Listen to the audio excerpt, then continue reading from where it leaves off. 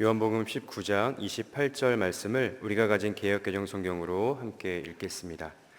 그 후에 예수께서 모든 일이 이미 이루어진 줄 아시고 성경을 응하게 하려 하사 이르시되 내가 목마르다 하시니.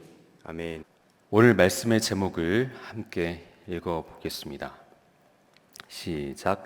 내가 목마르다. 첫 번째 따라하겠습니다.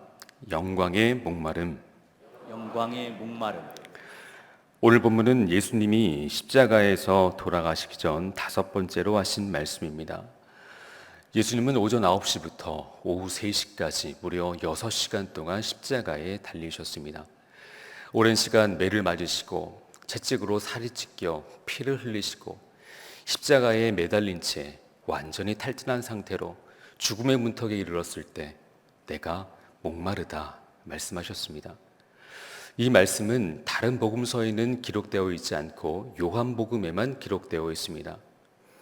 예수님의 제자였던 요한은 다른 제자들보다 십자가 밑에까지 가서 예수님을 지켜봤습니다. 그러다가 기진맥진한 예수님의 고통의 외마디를 듣게 됩니다. 요한은 이 말씀을 어떻게 해석했을까요? 오늘 본문 말씀 28절 함께 읽겠습니다. 시작. 그 후에 예수께서 모든 일이 이미 이루어진 줄 아시고 성경을 응하게 하려 하사 이르시되 내가 목마르다 하시니. 여기서 질문이 생겼습니다. 왜 예수님은 얼마 남지 않는 죽음의 순간에 목마르다라고 말씀하셨을까? 분명히 하고 싶은 말씀이 많으셨을 텐데 굳이 목마름을 호소하신 이유가 무엇이었을까? 그 이유를 성경을 오늘 본문 말씀 보니까 성경을 응하게 하시기 위해서였습니다. 요한은 예수님의 갈증의 그 호소와 고통이 하나님의 말씀을 이루시기 위해서라고 해석했습니다. 다시 말하면 예수님이 십자가에서 목마름의 고통을 겪으셔야 했던 이유는 하나님의 말씀을 이루시고 내가 구약에 예언된 메시아, 즉 이 세상을 구원하기 위해 이 땅에 온 하나님의 아들 예수 그리스도라고 한 그 사실을 알려주시기 위해서였습니다. 예수님은 마지막 한 호흡까지도 하나님 아버지의 뜻을 하나도 빠짐없이 철저하게 완성하시기 위해 목마르다라고 말씀하셨습니다. 그렇다면 예수님은 어떤 말씀을 이루시기 위해 목마름을 호소하셨을까요? 시편 69편 21절 말씀 함께 읽겠습니다. 시작. 그들이 쓸개를 나의 음식물로 주며 목마를 때에는 초를 마시게 하였사오니. 이 말씀은 다윗이 고통 중에 있을 때 쓴 시입니다. 사실 이 내용은 다윗의 지극히 개인적인 내용을 표현한 시입니다. 그러니 다윗은 이 내용이 훗날 메시아에 대한 예언이 될 것이라고 생각하지 못했을 거예요. 그러나 성경을 연구하는 많은 학자들은 예수님께서 말씀하실 때 이 말씀을 염두하시고 목마르다라고 말씀하셨다고 보고 있습니다. 시편 69편의 이 말씀에서 나오게 되는 다윗의 고통은 관계의 고통이었습니다. 먼저 다윗은 사람과의 관계로부터 오는 고통을 겪었습니다. 자신을 미워하고 무엇보다 아무 이유 없이 싫어했던 그 많은 사람들이 자신의 머리털보다 많았고 그들은 자신을 조롱하고 비방했다라고 말했습니다. 심지어 자신의 형제들까지도 자기를 외면했다고 했습니다. 그러니 사람으로부터 받게 되는 그 고통과 아픔이 얼마나 컸겠습니까? 게다가 다윗은 영적인 고통도 함께 겪었습니다. 사람과의 관계에서 오는 고통을 겪으면서도 그 순간에 다윗이 의지할 수 있는 것은 하나님뿐이었습니다. 그래서 다윗은 매 순간 하나님을 찾고 하나님을 부르짖었습니다. 그런데 하나님은 이 다윗의 부르짖음에 아무런 반응도 하시지 않으셨습니다. 우리 시편 69편 3절 말씀 함께 읽겠습니다. 시작. 내가 부르짖음으로 피곤하여 나의 목이 마르며 나의 하나님을 바라서 나의 눈이 쇠하였나이다.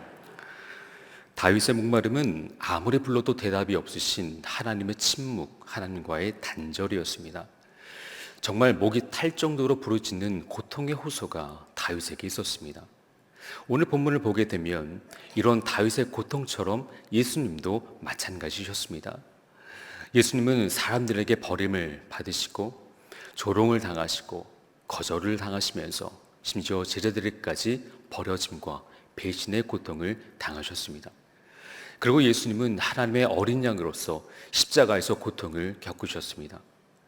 이것은 육체적인 고통이긴 하지만 실은 온 세상의 죄값을 대신 치러야만 하는 대속의 고통이셨습니다. 이런 고통 가운데 예수님은 목마름을 호소하셨습니다.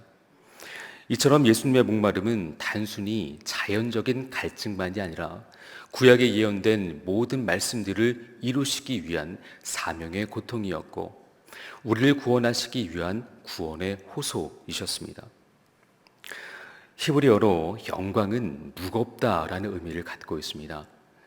이 세상을 구원하기 위한 십자가의 무게는 결코 가볍지 않았습니다.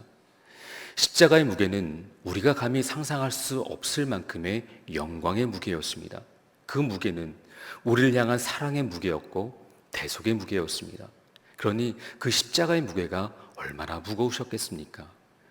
이 자리에 있는 우리 모두 우리를 위해 끝까지 참으신 그 예수님의 목마름의 고통과 우리의 구원을 이루시기 위한 그 십자가의 무게를 깊이 깨닫는 저와 여러분이 되시길 소원합니다. 우리 두 번째 따라하겠습니다. 대속의 목마름. 대속의 목마름. 오늘 본문 28절과 그 다음 29절 말씀 함께 읽어보겠습니다. 시작.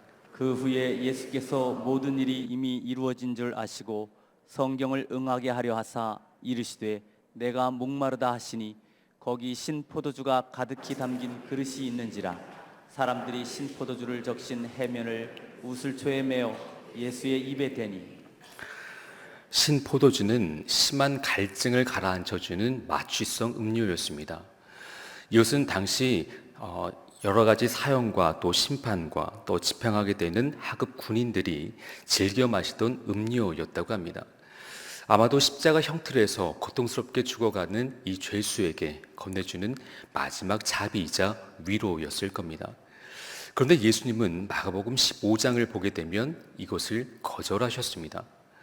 예수님은 십자가의 고통을 온전히 감당하시기 위해 마시지 않으셨습니다. 특별히 이 신포도주는 아까도 봤던 시편 69편 21절에서 다윗이 말했던 초와 같은 겁니다. 예수님이 신포도주를 입에 대셨다. 이것은 시편 69편 21절의 말씀을 성취하시기 위함이셨습니다. 또한 우슬초는 출애굽 당시 어린 양의 피를 문설주에 바를 때 사용한 떨기나무입니다.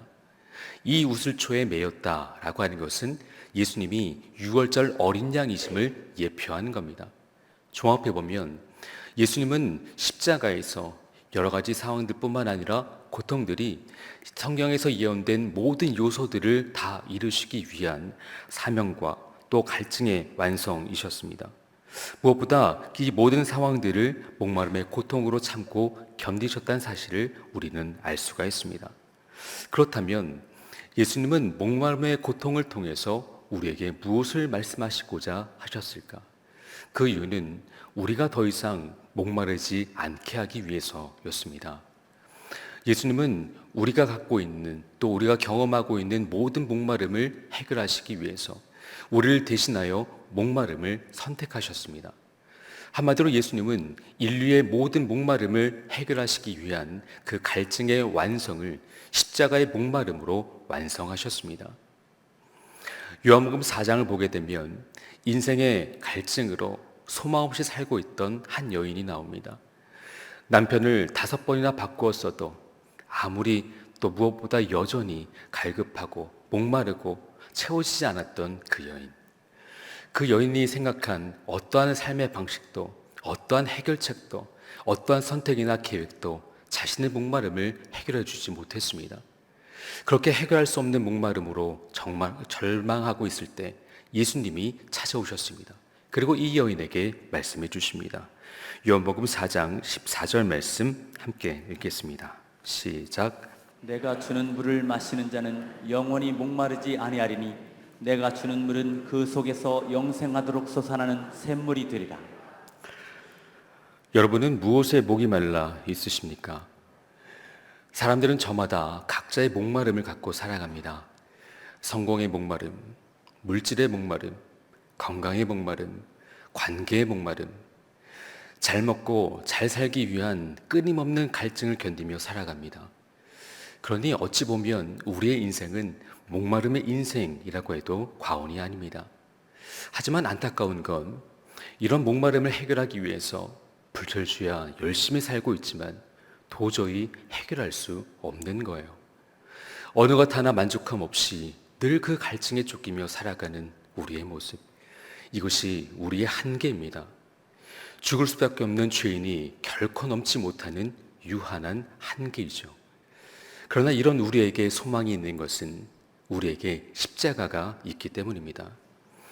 예수님이 내가 목마르다 라고 외치셨을 때 예수님은 우리가 겪어야 할 모든 종류의 목마름을 알고 계셨습니다. 그래서 그 목마름을 해결하시기 위해 예수님이 먼저 목마름의 고통을 겪으셨습니다. 그리고 마침내 십자가에서 우리의 목마름을 다 해결해 주신 예수님은 이제 누구든지 예수 그리스도를 믿는 자에게 영원히 목마르지 않는 생명수를 부어주십니다. 요한복음 7장 37절 38절 말씀 함께 읽겠습니다. 시작. 예수께서 외쳐 이르시되 누구든지 목마르거든 내게로 와서 마시라. 나를 믿는 자는 성경의 이름과 같이 그 배에서 생수의 강이 흘러나오리라 하시니. 사랑하는 여러분, 여러분의 목마름을 세상에서 채우려 하지 마십시오. 예수님은 우리가 겪어야 할 모든 목마름을 십자가에서 다 해결하셨습니다.